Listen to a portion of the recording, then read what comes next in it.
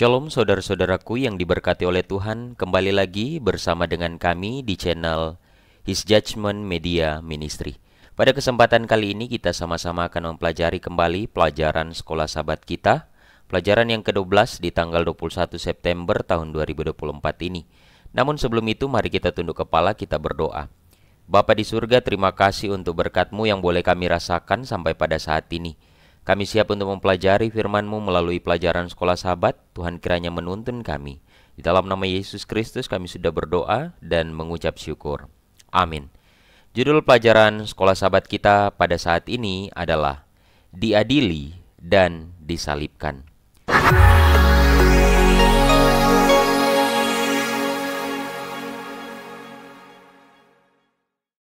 Ayat intinya terdapat dalam Markus 15 ayat 34. Dan pada jam 3 berserulah Yesus dengan suara nyaring, Eloi, Eloi, lama sabachthani, yang berarti, Allahku, Allahku, mengapa engkau meninggalkan aku? Saudara-saudaraku, kematian Yesus dikelilingi oleh beberapa ironi. Baik orang kafir maupun orang Yahudi menyatakan dia sebagai raja. Namun, tidak ada satupun dari mereka yang benar-benar mempercayainya. Sementara orang-orang Yahudi mengira bahwa Yesus memanggil Elia seperti ia berseru kepada bapaknya, seorang prajurit kafir menyatakan dia sebagai anak Tuhan. Seorang anggota dewan yang menyatakan Yesus bersalah atas kematian menawarkan makamnya sendiri, sehingga Yesus yang lahir di kandang dapat dimakamkan sebagai seorang bangsawan. Kita akan belajar tentang Pilatus menyatakan Yesus sebagai raja orang Yahudi. Kemudian para prajurit bersujud di hadapan raja orang Yahudi. Orang banyak memanggil Yesus Raja Israel. Perwira itu menyatakan Yesus sebagai anak Allah. Dan Yusuf dari Arimatea meminta jenazah Yesus. Mari kita pelajari pelajaran kita. Pilatus menyatakan Yesus sebagai raja orang Yahudi dalam Markus 15 ayat 9. Pontius Pilatus adalah pejabat Romawi yang harus mengesahkan kematian Yesus. Semua orang tahu kekejaman dan ketidakjujurannya. Namun, ia mengakui di depan umum, "Aku tidak mendapati kesalahan apapun padanya." Yohanes 18 ayat 38. Rencana Sanhedrin tampaknya akan gagal. Mereka mendapati Yesus bersalah karena menghujat, karena menyatakan dirinya sebagai Mesias dalam Markus 14 ayat 61-64. Karena Mesias ditakdirkan menjadi Raja Israel. Itulah tuduhan yang mereka ajukan di hadapan Pilatus. Yesus tidak menyangkal atau menerima tuduhan tersebut, tetapi ia menjelaskan kepada Pilatus bahwa ia tidak bercita-cita untuk memerintah kerajaan duniawi. Pilatus mengejek para pemimpin Yahudi. "Apakah kamu menghendaki aku membunuh rajamu?" Namun, ia menyerah di hadapan mereka untuk menghukum Yesus dan membebaskan seorang yang benar-benar penjahat. Inilah yang diinginkan oleh orang-orang Yahudi pada saat itu. Yang sebenarnya Yesus tidak didapati kesalahannya, tapi mereka berpikir dan mereka mengambil suatu kesimpulan atau tuduhan bahwa Yesus ini menghujat Allah karena dia menyatakan dirinya Mesias. Sedangkan bagi orang-orang Yahudi, mereka berpikir Mesias yang ditakdirkan akan datang itu adalah Raja Israel yang akan membebaskan mereka. Tapi melihat Yesus, mereka berpikir, ini tidak benar, sehingga ini yang menjadi tuduhan mereka. Namun walaupun tidak didapati suatu kesalahan apapun dari Yesus, namun tetap Pilatus akhirnya menyerah oleh tekanan orang-orang Yahudi. Dan dia memberikan penghukuman kepada Yesus, bahkan membebaskan seorang yang benar-benar penjahat. Para tentara bersujud di hadapan raja orang Yahudi, di hadapan salib Yesus. Sebelum disalibkan, para tahanan ditelanjangi dan dicambuk dengan kejam. satu atau lebih tentara memukul punggung tahanan dengan cambuk yang dimaksudkan untuk mencabik daging. Itu bukan 39 cambukan seperti yang dilakukan orang Yahudi. Tentara memukul sampai dia lelah. Betapa luar biasanya penghukuman yang diberikan kepada Yesus. Dia dipukul dengan cambuk, tapi bukan hanya sekedar cambuk saja, tapi tujuan memukulnya itu adalah untuk mencabik-cabik dagingnya. Dan tentara memukul dia sampai dia kelelahan. Mengetahui tuduhan terhadap Yesus, para prajurit memutuskan untuk melakukan sandiwara untuk mengejeknya. Mereka mengenakan mahkota padanya, mengenakan jubah kerajaan padanya, memberinya tongkat kerajaan, mendudukkannya di tahta dan sujud kepadanya seolah-olah ia adalah kaisar. Saudara-saudaraku, inilah yang terjadi dengan Yesus hanya demi menyelamatkan saya dan saudara. Betapa kejam hukuman yang diberikan kepadanya. Dia dipakaikan mahkota duri, dia dicambuk hingga dagingnya sobek, tercabik, bahkan dia dihina, diejek, dan ini sesuai dengan nubuatan. Bagi mereka itu adalah sebuah permainan. Permainan yang sebenarnya kejam. Meskipun mereka tidak dapat melihat seorang raja dalam diri Yesus, beberapa orang akhirnya mengakui dia sebagai anak Allah. Tanpa sadar, mereka memberikan penghormatan kepada raja mereka yang sejati. Orang banyak menyebut Yesus Raja Israel.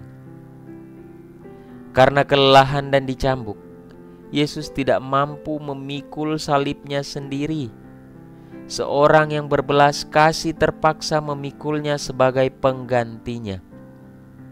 Seperti seekor domba yang dibawa ke rumah jagal, Yesus tanpa mengeluh membiarkan dirinya dibawa ke Kalvari. Mereka akan menanggalkan pakaiannya, mereka akan membaringkannya di kayu salib, mereka akan memaku tangan dan kaki mereka, dan mereka akan mengangkatnya tinggi.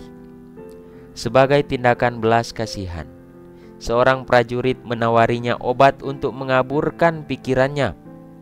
Namun Yesus menolak tindakan ini. Ia tidak akan membiarkan apapun menghalanginya untuk secara sadar dan sukarela menyerahkan diri kepada tindakan penebusan. Sekali lagi, ia menjadi korban ejekan. Seperti para prajurit, orang-orang Yahudi secara ironis mengakui Yesus sebagai Mesias. Mereka menerima bahwa ia mampu menyelamatkan dan tampaknya bersedia percaya kepadanya jika ia menyelamatkan dirinya sendiri. Namun, jika Yesus diselamatkan, mereka dan kita akan dihukum. Ini yang perlu kita tahu. Itulah sebabnya Yesus rela. Dia rela mati supaya kita tidak mengalami penghukuman itu. Perwira menyatakan Yesus sebagai anak Allah. Yesus disalibkan pada pukul 9 pagi sekitar pukul 12 siang. Kegelapan menyelimuti seluruh negeri. Pada pukul 3 sore, Yesus meninggal. Namun, sesaat sebelum meninggal, Yesus berseru kepada Bapanya dengan kata-kata yang ditulis dalam Mazmur pasal 22. Hanya sedikit yang menyadari bagaimana Yesus menggenapi Mazmur mesianik ini secara harfiah. Mayoritas memutuskan untuk salah menafsirkan kata-katanya dengan mengacaukan kata Eloi dalam bahasa Aram dengan panggilan kepada Elia. Kita dapat melihat paralel yang mencolok antara awal dan akhir pelayanan dari Yesus. Yang pertama, melalui baptisan. Di awal pelayanannya dibuka dengan baptisan dalam Markus 1 ayat 9-11. Baptisan air, Yohanes mewakili Elia, langit terbuka, Roh turun, Allah menyatakan Yesus sebagai anaknya yang terkasih. Kemudian di akhir pelayanannya, yaitu penyaliban. Markus 15 ayat 34 sampai 39. Baptisan darah. Orang-orang percaya bahwa Yesus memanggil Elia. Langit menjadi gelap dan tirai robek. Yesus menghembuskan rohnya. Perwira itu menyatakan Yesus sebagai anak Allah. Luar biasa pelayanan Yesus. Saat dia memulai dan mengakhiri, dia diakui sebagai anak Allah. Yusuf dari Arimatea meminta jenazah Yesus. Para penginjil menjelaskan dengan jelas bahwa Yesus benar-benar mati di kayu salib. Itu bukan pingsan atau mungkin katalepsi ya. Bangsa Romawi tahu bagaimana membedakan orang yang disalibkan yang tampaknya sudah mati dari orang-orang yang benar-benar mati. Seolah-olah itu belum cukup, orang-orang Yahudi sendiri menghasut seorang prajurit untuk menusuk jantung dengan tombak. Setelah kematiannya, seorang pria kaya berpengaruh dan anggota Sanhedrin yang disegani muncul di tempat kejadian. Yusuf dari Arimatea. Ia melakukan bagi Yesus apa yang tidak mampu dilakukan oleh para pengikutnya. Ia meminta jenazahnya kepada Pilatus, membeli kain kafan baru, dan menawarkan makamnya sendiri untuk menyimpan jenazah.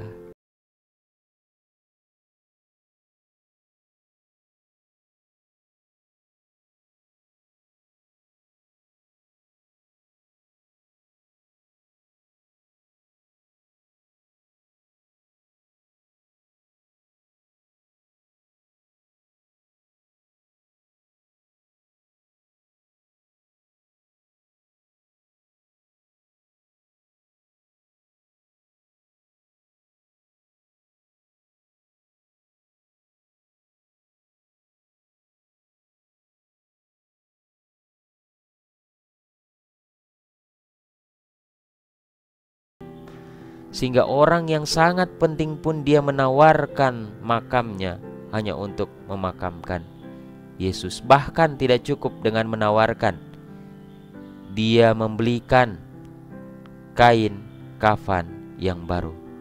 Luar biasa. Dia melakukan apa yang murid-murid Yesus tidak lakukan. Sebagai kutipan yang terakhir, sebagai pengganti dan jaminan manusia, kejahatan manusia ditimpakan kepada Kristus. Ia dianggap sebagai pelanggar hukum supaya ia dapat menebus mereka dari kutukan hukum. Kesalahan setiap keturunan Adam dari setiap zaman menekan hatinya, dan murka Allah serta pernyataan mengerikan dari ketidaksenangannya karena kejahatan memenuhi jiwa anaknya dengan kegentaran. Penarikan wajah ilahi dari juru selamat pada saat kesedihan yang luar biasa ini menusuk hatinya dengan kesedihan yang tidak akan pernah dapat dipahami sepenuhnya oleh manusia. Setiap kepedihan yang ditanggung oleh anak Allah di kayu salib, tetesan darah yang mengalir dari kepalanya, tangan dan kakinya, kejang-kejang penderitaan yang menyiksa tubuhnya, dan penderitaan yang tak terlukiskan yang memenuhi jiwanya saat wajah Bapanya disembunyikan darinya, berbicara kepada manusia dengan mengatakan, "Karena kasih-Nya kepadamu, Anak Allah mengizinkan kejahatan keji ini ditimpakan kepadanya. Untukmu, Dia merusak wilayah kematian dan membuka gerbang surga dan kehidupan kekal." Untuk siapa saudaraku? Untuk saya dan saudara. Kurang apa Tuhan kita itu? Dia rela memberikan segalanya. Dia rela mati untuk menggantikan kita, hanya karena Dia ingin kita memperoleh hidup yang kekal. Kiranya lewat pelajaran sekolah sahabat kita pada saat ini boleh mengajarkan kita untuk dapat percaya sepenuhnya, untuk dapat menyerahkan sepenuhnya hidup kita hanya kepada Tuhan Yesus saja. Mari kita berdoa. Bapa di surga, Terima kasih untuk pelajaran firman Tuhan melalui pelajaran sekolah sahabat. Kiranya ini dapat menuntun kami semua untuk hidup dekat dengan Tuhan, menyerahkan hidup kami sepenuhnya ke dalam tangan Tuhan. Inilah doa dan permohonan kami. Tuhan berkati para pemirsa dimanapun mereka berada. Di dalam nama Yesus Kristus kami sudah berdoa dan mengucap syukur. Amin. Tuhan kiranya memberkati kita semua.